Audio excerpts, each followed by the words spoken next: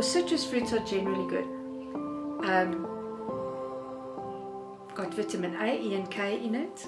Babies love it. It's got a nice sort of orangey look. If you mix that in carrot carrier oil, it actually helps you tan nice and evenly.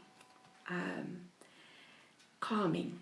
It's very good for neuralgia. So what is neuralgia? So it's good for anything to do with your nervous system.